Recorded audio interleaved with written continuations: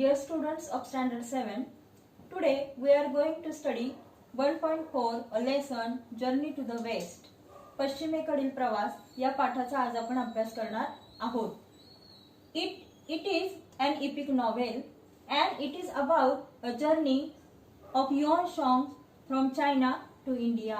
आणि यामध्ये युआन चॉंग याचं चायना टू इंडिया, चायना पासून भारतापर्यंतच्या प्रवासाचं वर्णन केलेलं आहे. Now see the title journey to the west. Why it is journey to the west? का बरं याला जर्नी टू द वेस्ट असं म्हटलं आहे? See the diagram. East, west, north and south. इथे when we think about west, जेव्हा आपण पश्चिमेकडचा विचार करतो, पश्चिमेकडे इंग्लंड आणि अमेरिका यासारखे देश आहेत. परंतु जर तुम्ही पाहिलं तर चायना आणि इंडिया हे ईस्ट किंवा पूर्वेकडील देश आहेत. तरी देखील या ठिकाणी जर्नी टू द वेस्ट असं म्हटलेलं आहे, कारण ज्यावेळेस चायनीज जे लोक आहेत ती ज्यावेळेस प्रवासाला भारताकडे सुरुवात करतात त्यावेळेस तो भारत हा देश त्यांच्या पश्चिमेकडे असतो आणि म्हणूनच इथे जर्नी टू द वेस्ट असं म्हटलेलं आहे. Now here Yuan Shong's travel track. See how he travelled from China to India. He started his journey from his homeland China. त्यानं त्याची मातृभूमी असणाऱ्या चायनामधून प्रवासाला सुरुवात केली. He cross Gobi desert and then he came to Tian Shan mountain ranges and from there he came by Silk Road to Kyrgyzstan. आणि त्याने सिल्क रोड वरून तो किर्गिस्तान या प्रदेशामध्ये आला. From Kyrgyzstan he came to Uzbekistan and from Uzbekistan he reached at Afghanistan. From Afghanistan he started his journey and he came to Pakistan. Uzbekistan मधून अफगाणिस्तान मधून त्याने त्याचा प्रवास सुरू केला आणि तो पाकिस्तान मध्ये आला. From Pakistan he entered in India. आणि पाकिस्तान मधून तो भारतामध्ये आला. And in India he went to Nalanda university Bihar. आणि भारतामध्ये आल्यानंतर तो नालंदा युनिव्हर्सिटी बिहार या ठिकाणी तो गेला. And he studied there about Buddhist scriptures. There are many folk tales about Yuan Shang's journey. अनेक लोककथा या युआन शॉंगचा जो प्रवास आहे त्याच्याविषयी आहेत. And with the help of these folk tales, Journey to the West novel is written. आणि ह्या लोककथांच्या आधारेच जर्नी टू द वेस्ट किंवा पश्चिमेकडील प्रवास ही कादंबरी लिहिली गेलेली आहे. Now see, in this novel there are 5 characters. One character, Yuan Chong. First character is Yuan Chong. He was a traveler. तो एक प्रवासी होता and he came to India in 7th century. आणि तो 7व्या शतकामध्ये भारतामध्ये आला. He was a student and Buddhist monk. Second character and Yuan Shong character जे आहे ते सत्य पात्र आहे. या कथेमध्ये असणारं सत्य पात्र आहे. And other characters are imaginary. आणि बाकीचे जे पात्र आहेत ते सर्व काल्पनिक आहेत. See second character is Guanyin deity. She is a goddess of mercy. Guanyin deity ह्या दयेची देवी असं त्यांना म्हटलं जातं.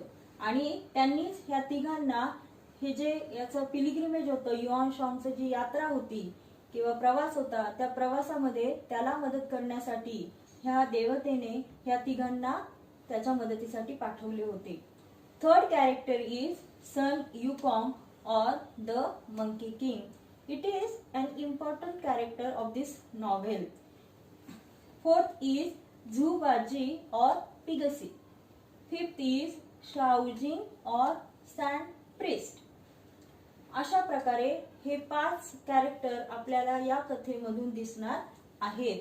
Now we will see how Yuan Chong travel from China to India. Now I will read a lesson Open your book, page number 18, and I will explain it. Listen it carefully. Journey to the West, page number 18. When we read the words journey to the West, we naturally start thinking about a journey to Western countries like England and America. ज्यावेळेस आपण पश्चिमेकडील प्रवास असं म्हणतो त्यावेळेस आपण England आणि America हे पश्चिमेकडे असणारे जे देश आहेत त्यांचा प्रवास असा विचार आपण करतो. But west is a relative term. For countries to our east we are the West. This particular journey that we are going to read about was actually a journey from China to our own country. It was made by the famous 7th century traveler Yuan Chong. आणि हा जो प्रवास आहे मी तुम्हाला सुरुवातीला स्पष्ट करून सांगितलंय की how it is a journey to the west. ही पश्चिमेकडील प्रवास कसा आहे ते. आणि हा जो प्रवास आहे हा प्रसिद्ध असा एक प्रवासी युआन चॉंग याने केलेला आहे आणि त्याने तो 7व्या शतकामध्ये पूर्ण केलेला आहे. Second paragraph. In those days travelling from China to India was not an easy task. आणि त्या दिवसांमध्ये चायना ते भारत असा जो प्रवास होता हा खडतर होता. One had to travel thousands of miles on foot or horseback. आणि चालत किंवा घोडस्वार करून हा प्रवास करावा लागत होता. क्रॉसिंग डेझर्ट्स, वाळवंट पार करावी लागत होती.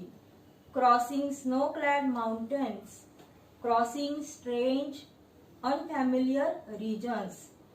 बर्फाच्छादित असे पर्वत पार करावी लागत होती. त्याचप्रमाणे अनफॅमिलियर म्हणजे आपल्याला माहिती नसणारे अनोळखी असे जे प्रदेश आहे त्या प्रदेशामधून देखील प्रवास करावा लागत होता. Using roads where bandits and robbers roam. आणि अशा रस्त्याने प्रवास करावा लागत होता की ज्या ठिकाणी दरोडेखोर आणि लुटारू भटकत असायचे. Who would do it. कोण करणार मग हे. But Yuan Chong had a dream. परंतु युआन चॉंग जो होता त्याचं एक स्वप्न होतं. What is his dream. See, he wanted to take Buddhist scriptures from India to his homeland in China. It was like a pilgrimage to him. आणि त्याला हे बौद्धिक जे धर्मग्रंथ होते ते आपल्या मातृभूमी चायना या ठिकाणी त्याला ते घेऊन यायचे होते. आणि त्याच्यासाठी हे एका चांगल्या कामासाठी यात्रा असं होतं. पिलग्रिमेज म्हणजे यात्रा. Yuan Chong undertook the long and difficult journey to follow his dream. For 17 long years, he kept on traveling, suffering many hardships on the way.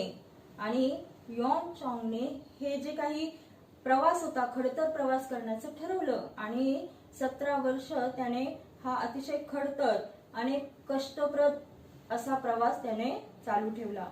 He traveled across the Gobi Desert, then along the Tian Shan mountain range, and on along the Silk Road through regions that are now Kyrgyzstan, Uzbekistan, Afghanistan, and Pakistan. Before he came to India. In India, he traveled to many parts and gathered many important manuscripts. आणि आपण त्याचा हा जो travel track आहे तो आपण अभ्यासलेलाच आहे. आणि मग भारतात आल्यानंतर मी तुम्हाला सांगितलं होतं की तो नालंदा युनिव्हर्सिटी बिहार या ठिकाणी गेला आणि मग भारतामध्ये त्याने अनेक ही ट्रॅव्हल टू मेनी पार्ट्स भारतातल्या अनेक भागांमधनं त्यानं तो फिरला आणि त्यानं अनेक इम्पॉर्टंट महत्वाचे असे मेन्युस्क्रिप्ट म्हणजे हस्तलिखित त्याने त्या बुद्धिस्ट धर्मग्रंथाविषयीची अनेक हस्तलिखिते जमा केली. The way back home was also equally difficult. आणि हे सगळं घेऊन घरी परतण्याचा जो काही मार्ग होता तो देखील तेवढाच खडतर होता. But Yuan Chong manage to reach China safely along with the scriptures. This was a great achievement. परंतु युआनचांगने हा जो सर्व प्रवास आहे तो अतिशय सुरक्षितपणे त्या धर्मग्रंथासहित तो पूर्ण केला आणि ही त्याची एक महत्वपूर्ण अशी त्याने मिळवलेलं अचिव्हमेंट होती किंवा कामगिरी होती. इट वॉज ऑलमोस्ट अनबिलिव्हेबल आणि हे जवळजवळ अविश्वसनीय होतं. So much so that people thought that the gods and supernatural powers had helped Yuanzhang. आणि त्यामुळेच लोकांचं असं म्हणणं होतं किंवा लोक असे विचार करत होते की देव आणि ज्या दैवी शक्ती आहेत त्यांनी ह्या युआनचांगला ह्या त्याचं जे क्वेस्ट म्हणजे शोध, ह्या शोध कार्यामध्ये युआनचांगला त्यांनी मदत केली. This gave rise to many interesting folk tales. आणि मग ह्यातूनच अनेक लोककथा ह्या सांगितल्या जाऊ लागल्या. Centuries later, an epic novel called Journey to the West was written about this famous pilgrimage. आणि मग काही शतकानंतर हे जर्नी टू द वेस्ट हे कादंबरी ही लिहिली गेली आणि हा जो अतिशय प्रसिद्ध हा युआनचांगने जो प्रवास केला होता त्याविषयी. The novel made use of many of the folk tales. The novel and the stories in it are still very popular. आणि ह्या कादंबरीमध्ये अनेक अशा लोककथांचा समावेश केला गेला आणि ह्यातल्या काही ज्या कथा आहेत त्या अजूनही फार जगप्रसिद्ध अशा आहेत. Second paragraph. The novel tells us that there are many demons and evil powers who are eager to kill and gobble up the holy monk. आणि ही जी कादंबरी आहे जर्नी टू द वेस्ट ही आपल्याला असं सांगते की ह्या कामामध्ये त्याला अनेक जे दुष्ट शक्ती होत्या आणि त्या दुष्ट शक्ती eager to kill and gobble up त्याला मारण्यासाठी आणि त्याला मटकावण्यासाठी त्या उत्सुक होत्या किंवा तयार होत्या. हा असा होली मंक जो होता किंवा जो साधू होता पवित्र असा त्याला मारण्यासाठी. गॉबल अप म्हणजे मटकावणे. हु वुड सेव्ह हिम? मग कोण वाचवेल ह्याला? हु वुड व्हॅन्क्विश द डेमन्स? व्हॅन्क्विश म्हणजे पूर्णपणे पाडाव करणे किंवा नाश करणे. आणि मग ह्या डेमन्सचा ह्या दुष्ट शक्तींचा कोण नाश करेल? Well, the Guanyin deity who is the goddess of mercy has seen to that. She has assigned this task to 3 special people: Sun Yukong or the Monkey King, Zhu Baji or Pigasi, and Sha Wuji or Sand Priest. आणि मग एक ग्वानियन नावाची एक देवता होती, ती दयेची देवता होती आणि मग तिने ठरवलं की तिने हे जे काम होतं हे आपण मगाशी जे पात्र बघितले त्या पात्रांना तिने हे काम दिलं. Now these 3 characters are no saints. In fact, though they all have supernatural powers, they are known troublemakers. आणि हे जे काही हे संत नव्हते, हे तिघही जण काही संत नव्हते, त्यांच्याकडे अद्भुत अशा शक्ती होत्या परंतु तरी देखील त्यांना त्रासदायक असे म्हणून ओळखले जात होते. So the gods have thrown them out of heaven. आणि म्हणून देवांनी त्या तिघांना स्वर्गातून खाली ढकललं होतं. However, the kind deity Guanyin has offered each of them one more chance. आणि मग ह्या देवतेने ग्वानियन देवतेने त्यांना आणखी एक संधी देण्याचं ठरवलं. If you help the holy monk in his pilgrimage to India, if you use your powers for his good work, then you may return to heaven. आणि मग तिनं त्यांना काय सांगितलं की जर तुम्ही ह्या पवित्र अशा साधूला त्याच्या ह्या यात्रेमध्ये जर मदत केली आणि तुम्ही त्या कामासाठी जर तुमची शक्ती वापरली तर तुम्हाला मी पुन्हा स्वर्गामध्ये घेईल. That is why the 3 characters have agreed to be Yuan Chong's disciples. आणि मग त्या तिघांनी देखील ठरवलं की युआन चॉंगचे शिष्य बनायचं. डिसायपल्स म्हणजे शिष्य. And to help Yuan Chong in his difficult journey. And sure enough, they have many thrilling, exciting, and sometimes humorous adventures on the way to the Holy Land, India. आणि मग हा जो प्रवास होता अतिशय अवघड असा, या प्रवासामध्ये त्यांना अतिशय थ्रिलिंग म्हणजे थरारक असे काही अनुभव आले किंवा काही ह्युमरस म्हणजे अतिशय गमतीशीर असे अनुभव देखील त्यांना आले. काही साहस त्यांना या प्रवासामध्ये दाखवावं लागलं. आणि ह्या अशा प्रकारे जी पवित्र अशी भूमी आहे आपला भारत देश, या भारतामध्ये पोहोचण्यासाठी त्यांना हे सगळ्या अनुभवातून त्यांना प्रवास करावा लागला. The most powerful among the 3 disciples is Sun युकॉंग.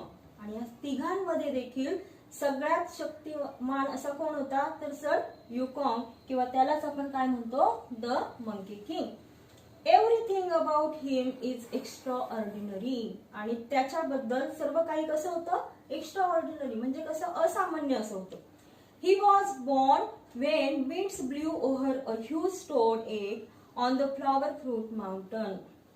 He is able to transform himself in 72 different ways.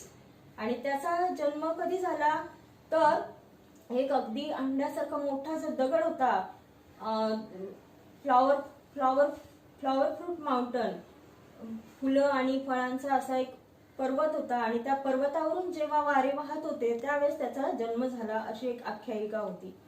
He is able to transform himself. आणि तो स्वतःला 72 वेगवेगळ्या प्रकारे स्वतःचं रूपांतर करू शकत होता. Not only that but he can also transform each of his hair strands into any living or non living things of his choice. आणि एवढंच नाही तर तो त्याचा जो each of his hair strand म्हणजे केस, एक केस, आणि स्ट्रँड्स म्हणजे एक केस. आणि ह्या केसाचं तो काय करत होता की लिव्हिंग, सजीव आणि निर्जीव असं त्याच्या इच्छेप्रमाणे तो त्या वस्तूमध्ये त्याचं रूपांतर करत होता.